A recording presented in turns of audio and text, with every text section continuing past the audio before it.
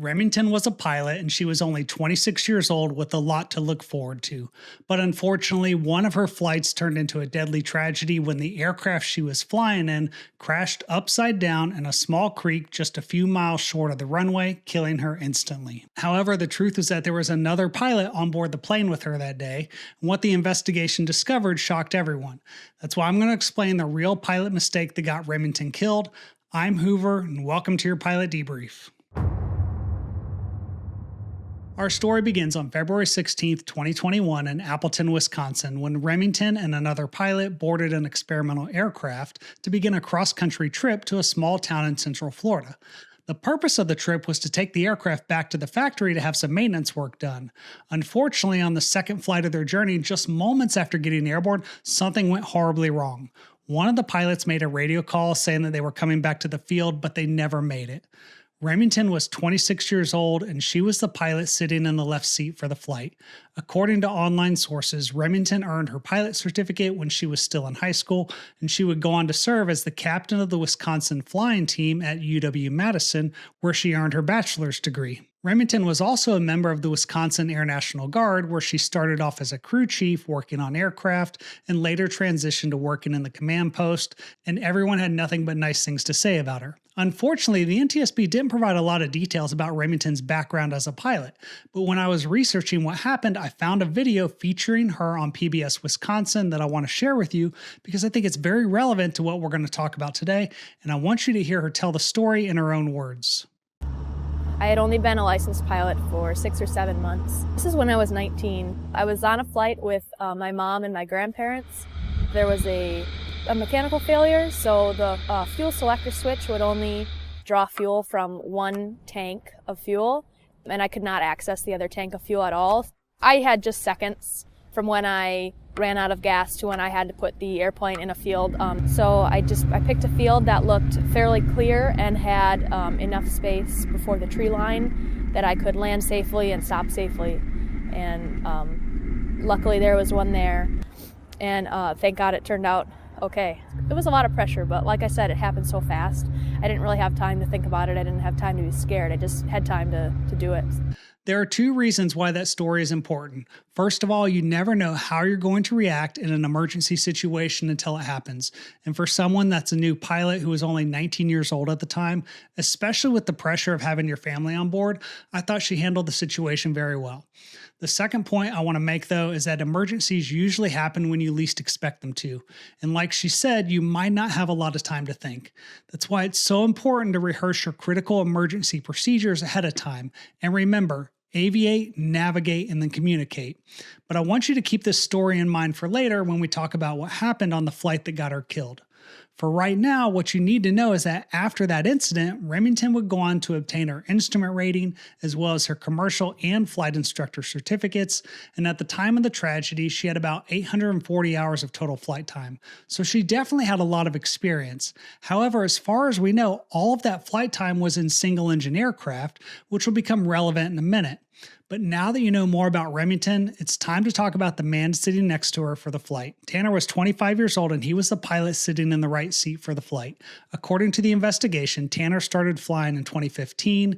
He would then go on to obtain his commercial certificate in April of 2017, and about a year later, he passed his check rides to become a certified flight instructor for single and multi-engine aircraft.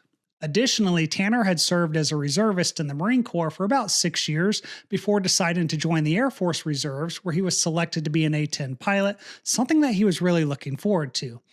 According to his logbook, Tanner had just over 1,800 hours of total flight time, including over 1,400 hours in Cessna 172s, as well as almost 350 hours of multi-engine time in various aircraft. However, about 200 hours of that multi-engine time was flying a regional jet for Air Wisconsin after he acquired his airline transport pilot certificate and was hired to fly for them in early of 2020.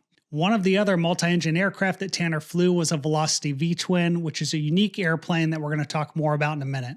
But for right now, what you need to know is that Tanner's very first flight in the Vtwin was in September of 2020, about 5 months before the crash, where he received just over 5 hours of instruction and was signed off as proficient, and his instructor wrote "very nice job" in his logbook. He would then go on to log about 65 hours of flight time in the Vtwin over the next few months, including about 10 hours in the aircraft the month before the crash.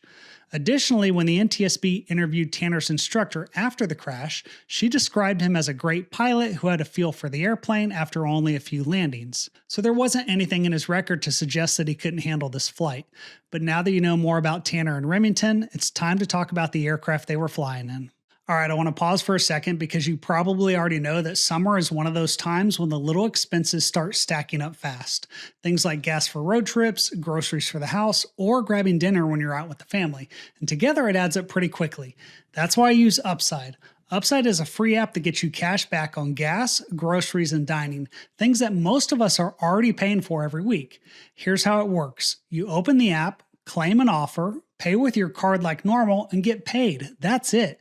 In fact, it's become part of my routine. Before I stop for gas or grab something to eat, I check Upside the same way that I check weather before a flight.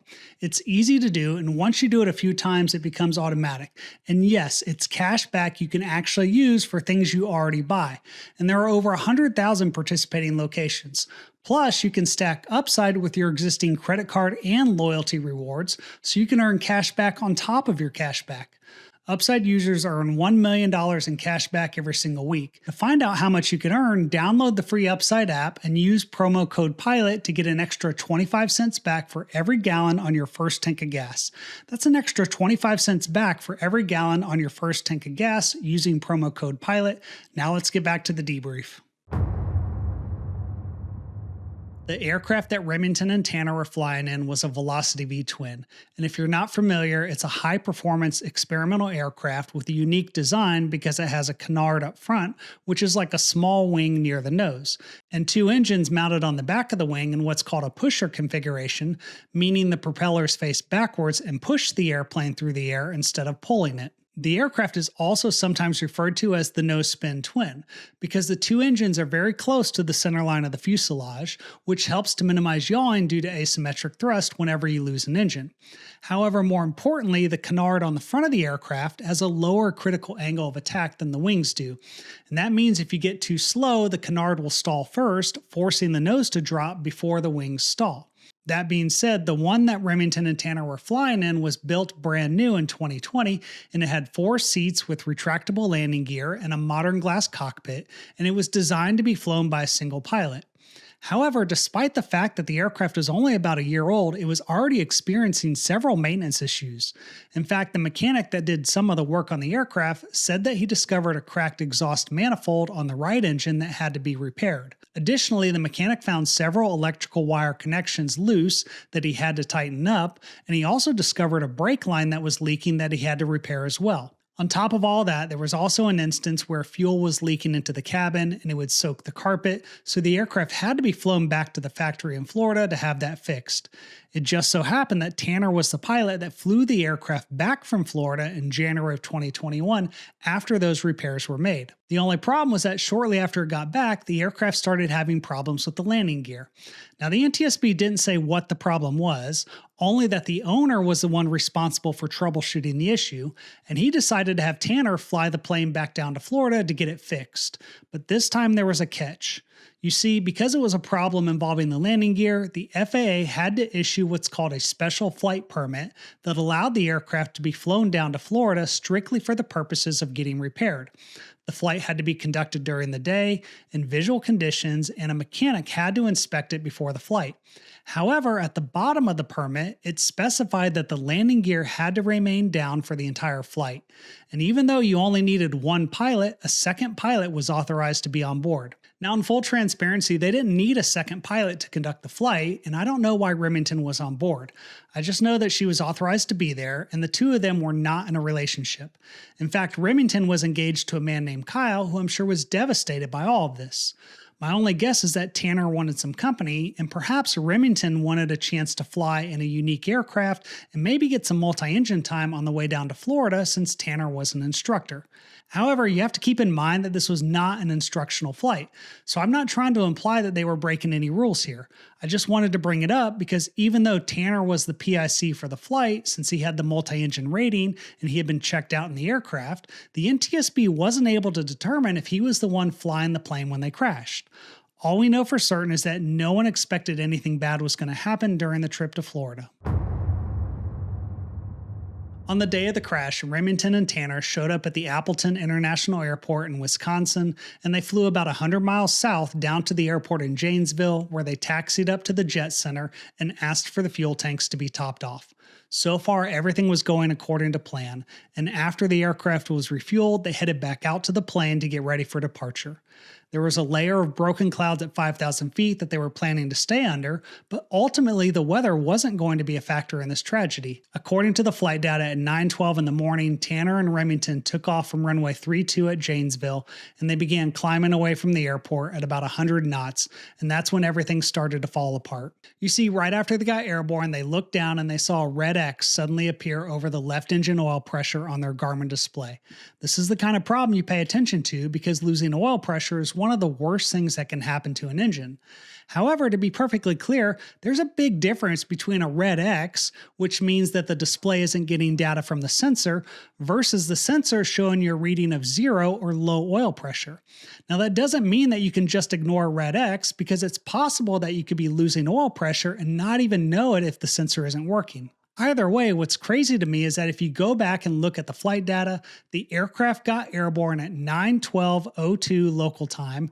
Then at 9:12:46, Tanner made a radio call saying, "We'd like to circle back and land runway 32 and work through some engine issues if we could." Then 4 seconds later, they shut down the left engine. Think about that. Less than 50 seconds after getting airborne, they got a red X, they made a radio call saying they were coming back, and then they shut down the engine. My only guess as to why they did this is that they probably thought it was the right thing to do as a precaution, but I'd argue that they made the wrong decision. First of all, it's a red X, and they didn't have any other indications that the engine was having problems, such as a high oil temperature or the engine running rough, so there wasn't any reason to rush to shut down the engine. Second of all, even if they thought the engine was losing oil pressure, the aircraft isn't going to fall out of the sky. So just keep your climb going, cross-check your engine instruments, and then have your co-pilot get out the checklist and actually troubleshoot to figure out if you're dealing with a bad sensor or a much bigger problem. You see, one of the things that I learned when I was going through pilot training in the Air Force is that when it comes to an emergency, the first thing you need to do is maintain aircraft control. Then you analyze the situation and take the appropriate action, and then you land as soon as conditions permit. Now, the reason I'm sharing that is because they had already started the left-hand turn when they shut down the engine, and it just seems like they never took the time to analyze the situation. Regardless, about 10 seconds after they shut down the engine, the tower called them on the radio and said, "Report turning final for runway 32. Do you require any assistance?" One of the pilots responded, "No, sir, we should be fine. Give you a call turning final." But at no point did they declare an emergency or tell the tower that they had shut down an engine. Now, don't get me wrong, I'm not saying that declaring an emergency would have made a difference. I'm just bringing it up because as a pilot, you should never be afraid to say that you have an emergency, even if you're not sure. And I think what happened might be a great example of confidence bias. That's that little voice inside your head that says, "I got this," before you know what this really is. And perhaps Tanner thought he had the situation under control. That being said, the investigation would eventually discover that there was nothing wrong with the left engine. Instead, they found out that one of the wires going to the left engine's oil pressure sensor had been frayed, so the sensor stopped working, and Tanner and Remington had shut down a perfectly good engine. Unfortunately, their problems were about to get a whole lot worse. After they shut down the left engine, instead of continuing the left turn to the downwind for runway 32, they basically rolled out and flew south for about a minute, pointing away from the airfield. While that was going on, the aircraft leveled off around 2,600 feet, which was about 1,900 feet above the ground, and they kept the power up on the right engine, accelerating to over 150 knots. About 1 minute after the left engine was shut down, the tower made a radio call asking if they were still up on frequency. However, there wasn't any response. And that's probably because a few seconds after that radio call, the right engine all of a sudden stopped working, and it wasn't because they had shut it down. This is where it's important to understand that the airport they had just taken off from had a perpendicular runway, which was runway 4, that was available for them to land on. And that meant they didn't need to circle all the way back around to land on runway 32. And if we look at the flight data, when the right engine quit, they were just over 2 miles from the end of runway 4, doing 156 knots and 1,800 feet above the ground. That meant, based on the published glide ratio for the aircraft, which is 14:1, they should have been able to glide about 4 miles, especially considering the excess airspeed they had to bleed off. However, you have to remember that the landing gear was extended, so that glide ratio was going to be a lot worse because of all that extra drag on the aircraft, so they needed to start the turn back as quickly as possible. But instead, they kept going straight ahead for another 15 to 20 seconds, and my guess is that's because they were both in shock, trying to figure out why they just lost the right engine and what they were going to do about it. Either way, by the time they started turning back towards the airport, they were 3 miles away and doing about 140 knots, and they basically had 3 options. First of all, they could stick with their original plan and try to fly a base and final leg to land on runway 32, but with the gear hanging down, they might not make it. Next, they could just do a 180 and point back at runway 4, which would have been a shorter distance, and if they acted quickly enough, then they might make it. However, one thing that I didn't share with you yet is that when the mechanic inspected the aircraft prior to the flight, he pulled the circuit breaker on the landing gear, but he didn't collar it because he wanted to make sure that the pilot had the option to raise the gear if he needed to in case of an emergency, which was exactly what the situation was. So if Tanner had pushed in the circuit breaker, they could have raised the gear, allowing them to glide a lot further. Now, the third option they had goes back to Remington's video that I shared earlier, because she had been in this situation before, and the safest thing to do would have been to just pick a good landing spot somewhere off the nose, because they had plenty of fields and a few roads that they could have aimed for.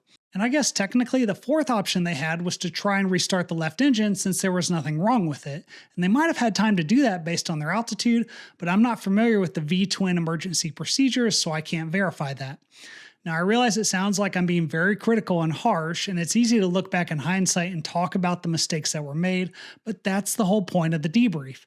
And if Tanner and Remington were still alive, these are the things that I would hope they would be talking about. Unfortunately, when it comes to this flight, they stuck with option number 1, and they kept the gear down as they flew a very wide circle, turning back towards runway 32, most likely still having no idea why the right engine had failed, but I'll explain that in a minute.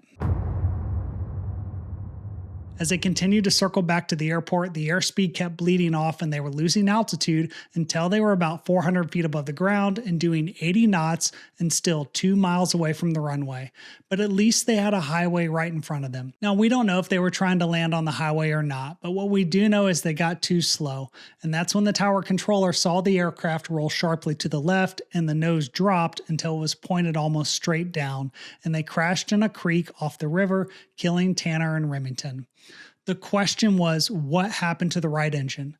Well, the truth is that if we go back and look at the flight data from the first flight that Tanner and Remington did that day, they averaged about 170 knots for most of the flight. The reason why that was a problem for this aircraft was because the maximum allowable airspeed with the landing gear extended was 140 knots. So even though nothing bad happened on that first flight, the NTSB determined that it was possible that the landing gear attachment points were weakened by the excessive airspeed. As a result, during the accident flight, when they accelerated to 156 knots after shutting down the left engine, the excessive airspeed combined with some side slip because of the left engine being shut down caused the right landing gear door to break off. This is where all the holes in the Swiss cheese lined up, because normally that wouldn't be a catastrophe in most aircraft. But because the Velocity Vtwin's engines are on the back of the plane, when the gear door broke off, it flew into the right propeller and it broke off 3 fan blades and it killed the engine. Tragically, if they had just taken a moment when they got that red X on the departure, then maybe they wouldn't have shut down the left engine and none of this would have happened.